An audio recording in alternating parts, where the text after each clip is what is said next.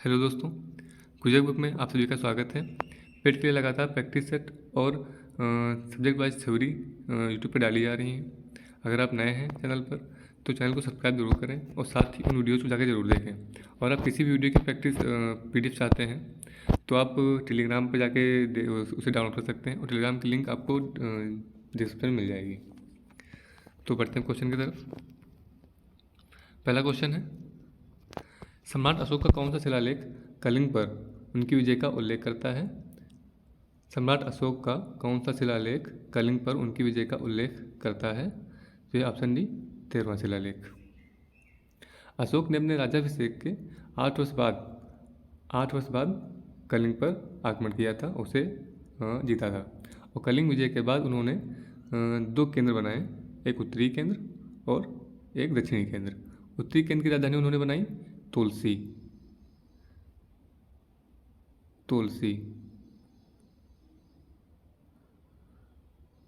दक्षिणी केंद्र की राजधानी उन्होंने बनाई जौगढ़। दक्षिणी केंद्र की राजधानी उन्होंने बनाई थी जौगढ़।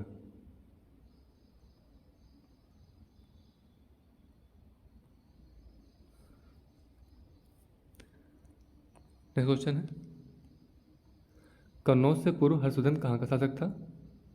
तो कन्नौज से पूर्व जो हर्षवर्धन शासक था वो थानेश्वर का था। जब थानेश्वर का शासक बना हर्षवर्धन तो उसमें उसकी आयु मात्र 16 वर्ष थी। और हर्षवर्धन के पहले थानेश्वर के जो राजा थे वो थे राज्यवर्धन। और एक क्वेश्चन यहाँ से और बनता है कि हर्षवर्धन के शासनकाल में ह्वेनसांग भात आया था। तो क्वेश्चन बनता है कि ह्वेनसांग जो है किस शासक के शासनकाल में भात आया था? तो हर्षवर्धन के शासनकाल में। नेक्स्ट क्वेश्चन है, अकबर द्वारा बनवाया गया प्रसिद्ध ऐतिहासिक स्मारक बुलंद दरवाज़ा उत्तर प्रदेश के किस जिले में स्थित है? तो जिला है आगरा। नेक्स्ट क्वेश्चन है, निम्नांकित में से स्वतंत्र समाचार पत्रिका के संपादक कौन थे? निम्नांकित में से स्वतंत्र समाचार पत्र या पत्रिका के संपादक कौन थे? तो ये थे ऑप्शन डी मोतीलाल नेहरू। और इसका जो संपादन किया था उन्होंने, तो इसका जो संपादन वर्ष था 1919 और इसकी भाषा थी अंग्रेजी।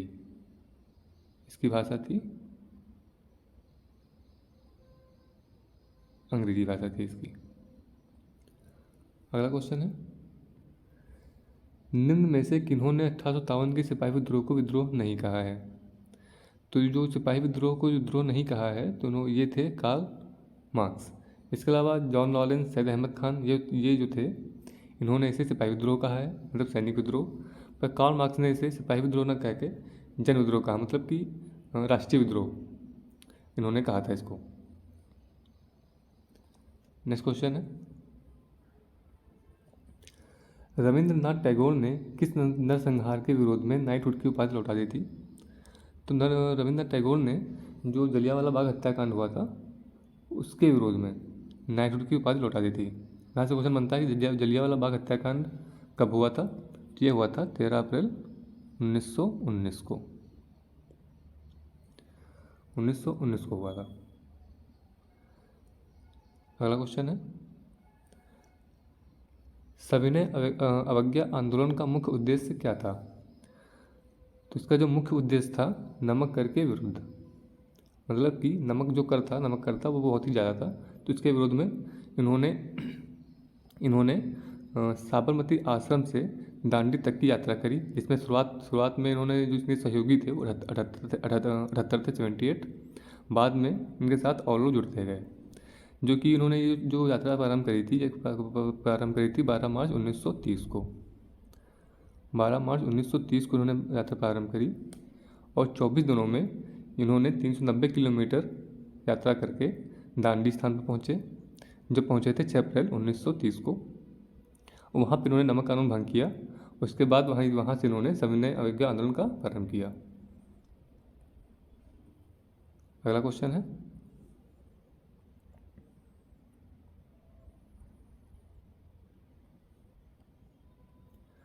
घटना और तारीख के इन जोड़ों में से कौन सा जोड़ा सही ढंग से मेल नहीं खाता है? देखना है। तो यह दिल्ली भारत की नई राजधानी बन गई 1912 में, तो ये सही है। 1911 में ये राजधानी प्रस्तावित करी गई थी, 1912 में ये राजधानी बना दी गई थी। अगला है, महात्मा गांधी ने इंडिगो प्लांटर्स की शिकायतों पर ध्यान आकर्षित करने के लिए बिहार में चंपारण अभियान शुरू किया 1917 में, तो ये भी सही है। चंपारण अभियान शुरू हुआ था 1917 में। अगला पॉइंट है, सुभाष चंद्र बोस ने INC में अध्यक्ष के रूप में इस्तीफा दे दिया 1939 में, तो ये भी सही है। अगला है, BG तिलक ने पूना में अपने मुख्यालय के साथ भारतीय गृह नियम लीग की स्थापना करी 1914 में, तो उन्होंने 1914 में न करके 1916 में करी थी। भारतीय गृह नियम लीग की जो स्थापना हुई थी वो 1916 में हुई थी। तो इसमें जो मेल नहीं खाता है तो ऑप्शन सी मेल नहीं खाता है, तो राइट आंसर हो जाएगा आपका इसमें ऑप्शन सी। अगला क्वेश्चन है, निम्नलिखित घटनाओं का सही क्रम क्या है? तो इसमें कौन सी जो घटना है पहले हुई थी, फिर बाद में कौन सी हुई, फिर बाद में कौन सी हुई, इस तरीके से उसे सही क्रम लगाना है। तो इसमें जो रोलेट एक्ट है, रोलेट एक्ट जो था ये आया था 1919 में। गांधी इरविन समझौता जो हुआ था ये हुआ था 1931 में। मोर्ले मिंटो सुधार जो था ये था 1909 में। और एल्बर्ट बिल जो पास हुआ था वो पास हुआ था 1883 में। तो सही क्रम देखेंगे, सबसे पहले क्या हुआ था, तो एल्बर्ट बिल मतलब कि 4। दूसरा है 1883 के बाद 1919 मोर्ले मिंटो सुधार, ये हो गया तीसरा। फिर इसके बाद था 1909 के बाद 1919 रोलेट एक्ट। पहला था 1883 एल्बर्ट बिल, फिर 1909 मोर्ले मिंटो सुधार, फिर है 1919 रोलेट एक्ट मतलब पहला। फिर इसके बाद गांधी इरविन समझौता 1931, सबसे लास्ट में ये था गांधी इरविन समझौता 131 मतलब ये 2। तो देखा गया 4, 3, 1 और 2, तो इसमें ऑप्शन है 4, 3, 1 और 2 ऑप्शन बी, तो इसमें राइट आंसर हो जाएगा ऑप्शन बी। अगला क्वेश्चन है, मैकमोहन रेखा के तिब्बती क्षेत्र और भारत के उत्तर पूर्वी क्षेत्र के बीच से एक सीमा रेखा है। इसे ब्रिटिश औपनिवेशिक प्रशासन हेनरी मैकमोहन ने 1914 में किस संधि पत्र में प्रस्तावित किया था? तो ये संधि पत्र था वो था शिमला संधि पत्र। और इसे जो कि इस रेखा को जो खींचा था हेनरी मैकमोहन ने, इसलिए इन्हीं के नाम पर इसे मैकमोहन रेखा रखा गया पड़ा। अगला क्वेश्चन है, भूगोल टर्मिनल डॉपलर रडार TDR किस लिए प्रयुक्त किया जाता है? तो प्रयुक्त किया जाता है ये खराब मौसम की हवाई जहाज़ों को उतारने में, खराब मौसम में हवाई जहाज़ों को उतारने में इसका प्रयोग किया जाता है। अगला क्वेश्चन है, बिनसर का जंगल भारत के किस प्रदेश या केंद्रशासित प्रदेश में अवस्थित है? तो बिनसर का जंगल जो अवस्थित है वह है उत्तराखंड में। इसके साथ ही बिनसर वाइल्ड लाइफ सेंचुरी जो है वो उत्तराखंड में ये भी स्थित है, ध्यान रखिएगा। बिनसर वाइल्ड लाइफ सेंचुरी ये उत्तराखंड में है। उत्तराखंड के किस जिले में है? वो है अल्मोड़ा जिले में। बिनसर वाइल्ड लाइफ सेंचुरी जो है वो उत्तराखंड के अल्मोड़ा जिले में स्थित है, ये भी ध्यान रखिएगा। अगला क्वेश्चन है, शुष्क हवा सांता अना कहाँ बहती है? तो ये बहती है कैलिफोर्निया में। अगला क्वेश्चन है, मैग्नेटाइट है, तो मैग्नेटाइट जो है वो है Fe3O4। अगला क्वेश्चन है,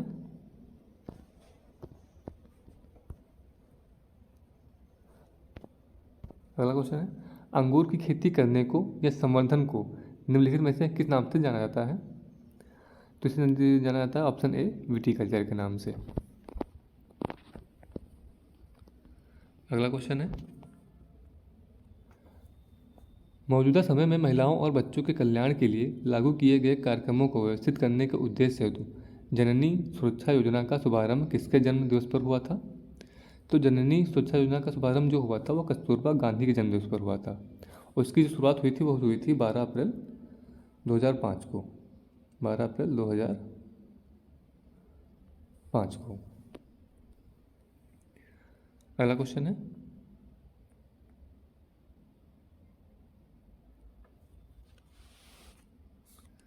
भारत में मुद्रा आपूर्ति के मापन के संदर्भ में निम्न कथनों पर विचार करना है। तो इसमें जो है सबसे पहले देखे एक है कि जो संशोधित या रेड्डी कमेटी थी, ठीक है, तो उसने अपने संतुति के पश्चात मुद्रा आपूर्ति के मापन के संदर्भ में जो है वो M0, M1, M2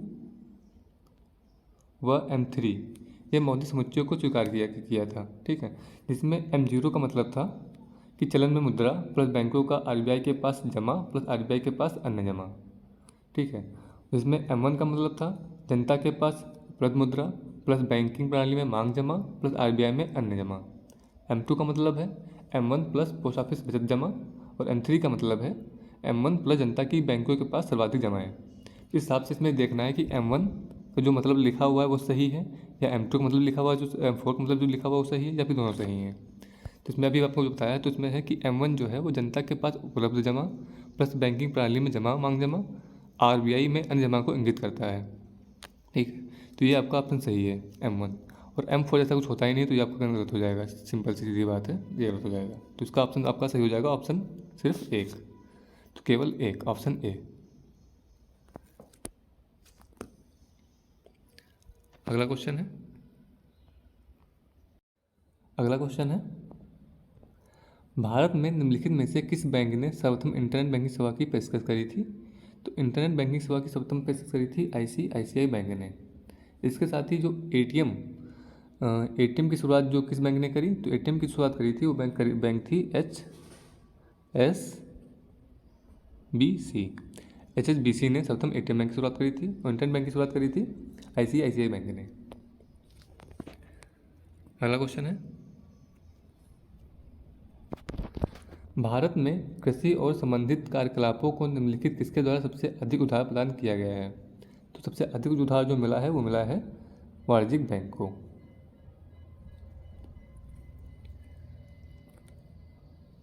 अगला क्वेश्चन है किस वर्ष भारत में बैंकों का राष्ट्रीयकरण किया गया था? तो बैंकों का राष्ट्रीयकरण हुआ था 1969 में सर्वप्रथम हुआ था, और इस टाइम में 14 बैंकों का राष्ट्रीयकरण हुआ था। अगला क्वेश्चन है भारत के संविधान के किस अनुच्छेद के अनुसार राष्ट्रपति के पास अध्यादेश जारी करने की शक्ति होती है? तो यह है ऑप्शन ए, अनुच्छेद 123 के अनुसार। पर यहाँ पे एक शर्त भी रहती है कि जो अध्यादेश जो होना चाहिए वो इतना ज़रूरी और इम्पोर्टेंट होना चाहिए कि संसद अगर सत्र जब ना चल रहा हो तो उसके विपरीत वो अध्यादेश जारी कर सके। अगला क्वेश्चन है निम्न में किसने कभी भारत के उप प्रधानमंत्री के रूप में कार्यभार नहीं संभाला है? तो इसमें जो ऑप्शन है ऑप्शन सी, VP सिंह। इसमें मोरारजी देसाई, देवीलाल, कृष्ण अडवाणी ये तीनों ही उप प्रधानमंत्री रह चुके हैं, पर VP सिंह जो थे ये उप प्रधानमंत्री न रह के ये प्रधानमंत्री थे, और इसे सिर्फ 1 साल के प्रधानमंत्री बने थे। उनका जो इनका जो समय था वो था 2 दिसंबर 1989 से 10 नवंबर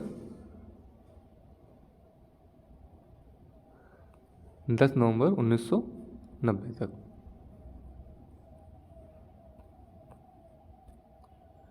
तो VP सिंह का जो शासन समय था जिसमें ये प्रधानमंत्री रहे ये था 2 दिसंबर 1989 से 10 नवंबर 1990।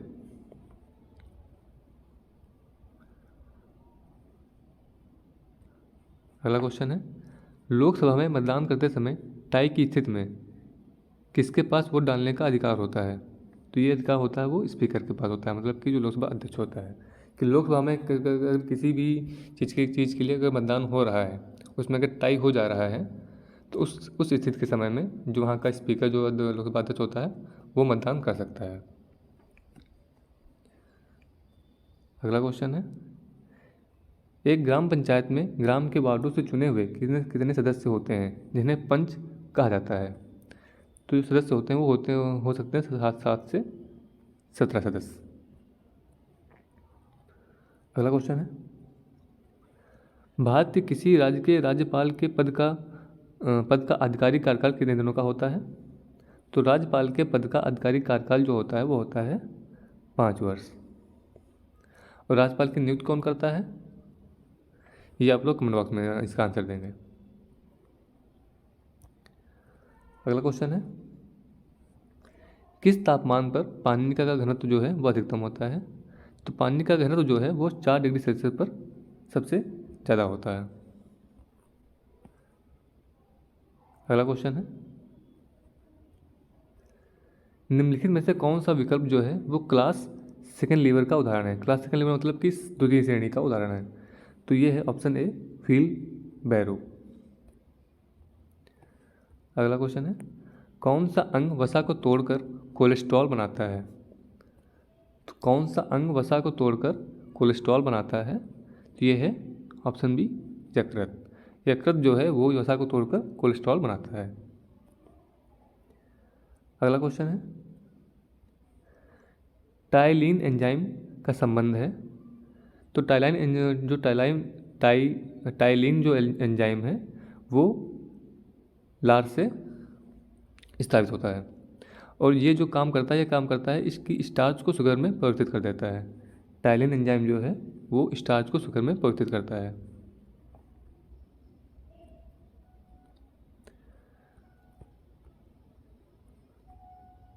अगला क्वेश्चन है,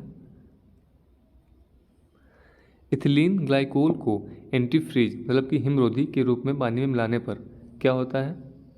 उसे कार के रेडिएटर की सफाई हेतु प्रयुक्त किया जाता है। यह केवल पानी के हिमांक को कम करता है, यह केवल पानी के क्वथनांक को बढ़ाता है, या यह पानी के हिमांक को कम करता है तथा पानी के क्वथनांक को बढ़ाता है। तो ये ऑप्शन डी इसका राइट आंसर हो जाएगा।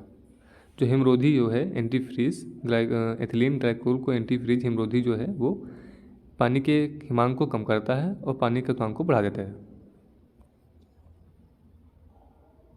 अगला क्वेश्चन है,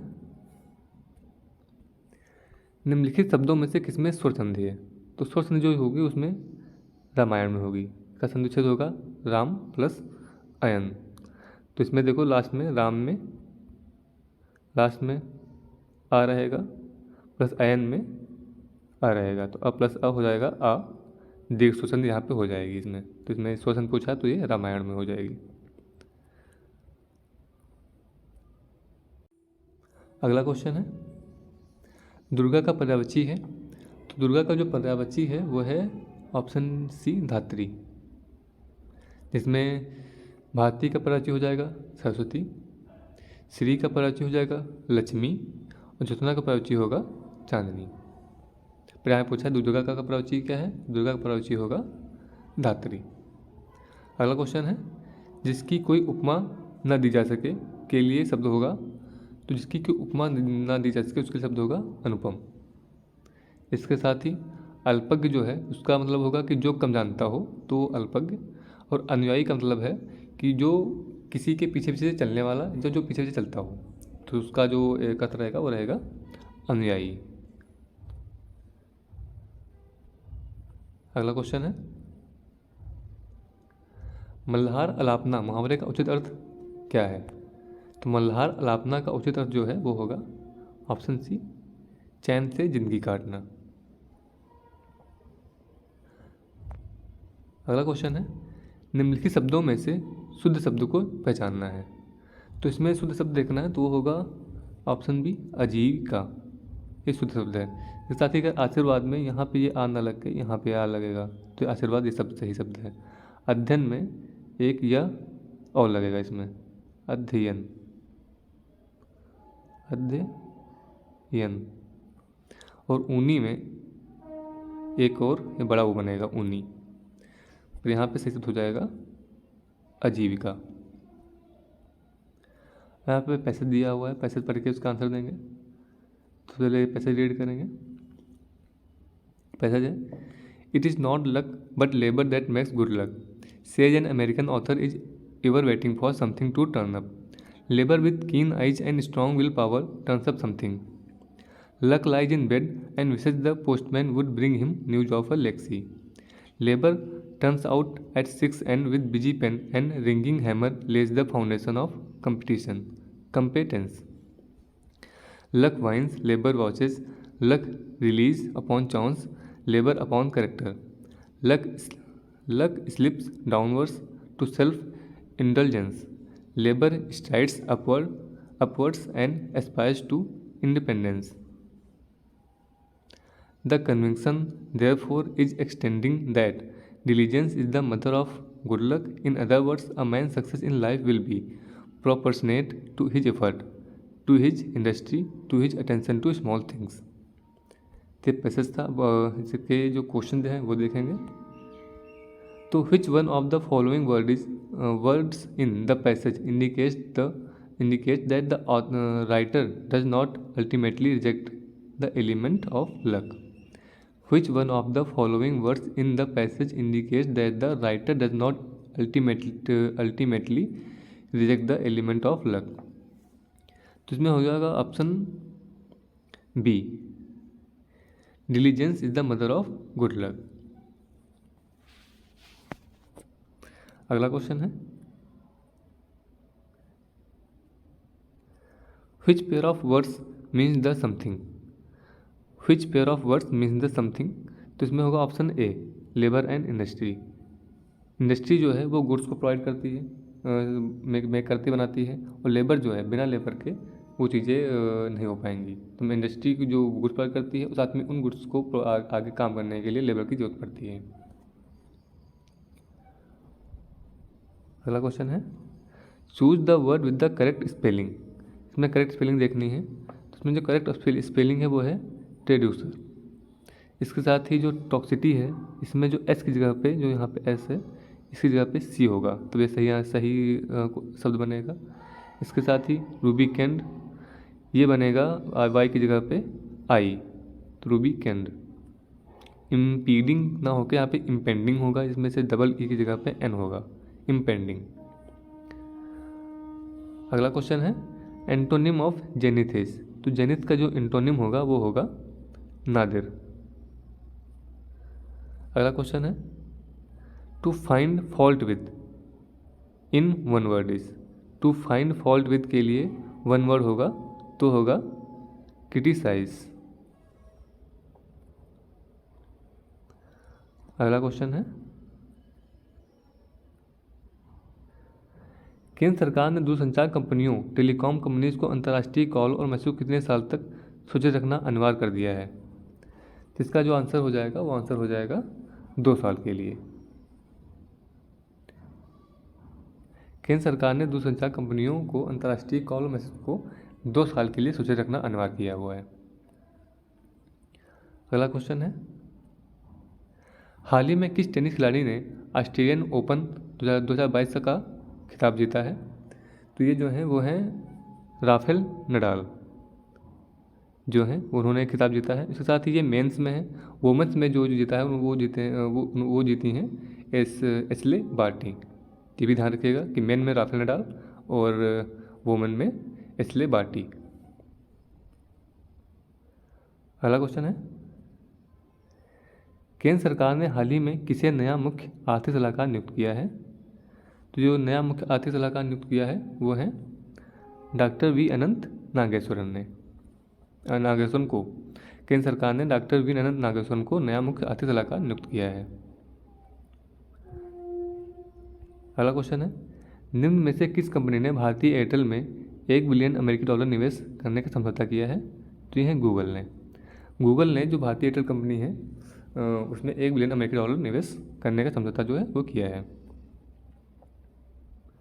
अगला क्वेश्चन है, ऑस्ट्रेलियन ओपन 2022 वुमेन का खिताब निम्न में किसने जीता है? तो ये भी आपको बताया है, ऑप्शन डी एशले बार्टी.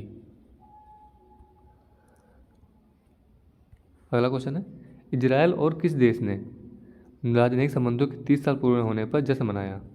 तो ये भारत और इजराइल के बीच में 30 साल जो राजनयिक संबंध जो है पूरे हो चुके हैं, जिसके उपलक्ष्य में उन्होंने जश्न मनाया है. अगला क्वेश्चन है, निम्न में से कौन सा देश पिछले कुछ वर्षों में भारतीय अनार के निर्यात के लिए शीर्ष गंतव्य के रूप में उभरा है? तो यह है बांग्लादेश. बांग्लादेश के साथ जो निर्यात जो है अनार का वो सबसे ज़्यादा रहा है। अगला क्वेश्चन है,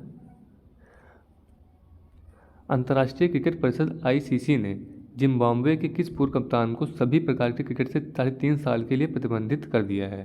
मतलब ऐसा कौन सा जो है वो क्रिकेटर है जो जिम्बाब्वे के पूर्व कप्तान भी रहे हैं, जिसे 3.5 साल के लिए प्रतिबंधित कर दिया है? तो ये हैं ब्रेंडन टेलर जो हैं, इनको जो ICC ने 3.5 साल के लिए बैन कर दिया है। अगला क्वेश्चन है,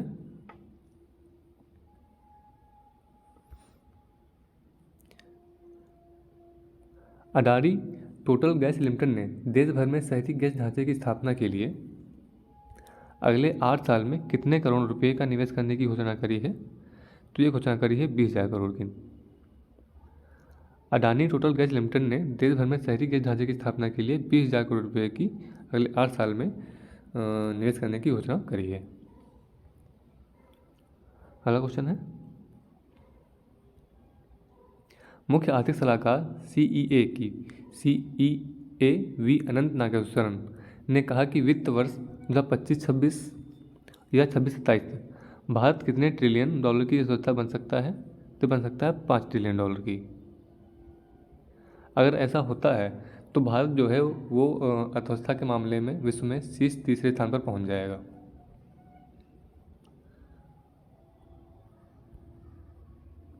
अगला क्वेश्चन है, प्रसिद्ध बांसुरी वादक हरिप्रसाद चौरसिया जन्म कहाँ हुआ था? तो उनका जन्म हुआ था लोकनाथ, इलाहाबाद में। अगला क्वेश्चन है, भारत में 30 जनवरी को किस दिवस के रूप में मनाया जाता है? तो 30 जनवरी को शहीद दिवस के रूप में मनाया जाता है।